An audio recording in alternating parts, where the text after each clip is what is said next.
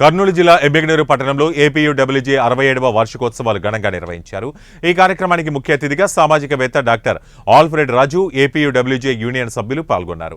స్థానిక తహసీల్దార్ కార్యాలయం నుంచి ర్యాలీగా వెళ్లి మహాత్మాగాంధీ, బీఆర్ అంబేద్కర్, మాచాని సోమప్ప విగ్రహాలకు పూలమాల వేసి నివాళులర్పించారు. అనంతరం సోమప్ప సర్కిల్లో ఏపీయూడబ్ల్యూజే జెండాను ఎగురవేశారు. అలాగే అనాథాశ్రమంలో నిత్యావసర వస్తువులు పంపిణీ చేశారు. రాష్ట్రంలోని అతిపెద్ద జర్నలిస్టు యూనియన్గా ఏపీయూడబ్ల్యూజే అవతరించినందుకు సంతోషంగా ఉందన్నారు.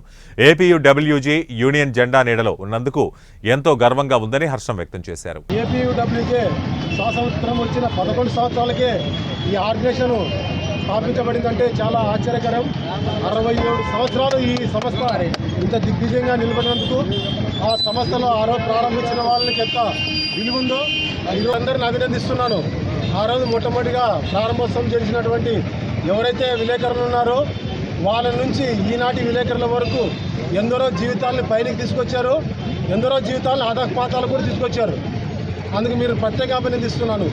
ఈ దేశం అంతో ఇంతో ఇంకా బాగుందంటే దానికి ఏకైక కారణం విలేకర వ్యవస్థనే. ఎందుకంటే నిజాన్ని నిర్భయంగా ప్రకటించేందుకు సిద్ధంగా ఉన్నటువంటి ప్రతి ఒక్క విలేకర అన్నదమ్ములను అభినందనలు తెలియజేస్తున్నాను. ఏపీయూడబ్ల్యూజే అనగా ఒక పెద్ద మహాసముద్రం, ఒక పెద్ద రైలు ఇది. ఇందులో చాలామంది ఎక్కినారు, చాలామంది దిగినారు. అలానే రీసెంట్ జరిగినటువంటి ఎలక్షన్లో తూర్పుగోదావరి జిల్లాలో ఒక కాన్స్టిట్యూన్సీలో ఏపీయూడబ్ల్యూజే రాష్ట్ర కార్యదర్శిగా పనిచేసినటువంటి ఒక వ్యక్తి ఎమ్మెల్యేగా గెలిచినారు. అటువంటి సంస్థ ఇది స్వార్థం లేకుండా పనిచేస్తుంది. ఇప్పుడు కూడా పనిచేస్తుంది, సంస్కృత సంప్రదాయంలో కూడా పనిచేస్తుంది ఇది. కనుక ఇది ఏపీయూడబ్ల్యూజే ఒక పెద్ద మహాసముద్రం ఇది. ఇందులో మనం ఉన్నామంటే చాలా గర్వకారణం.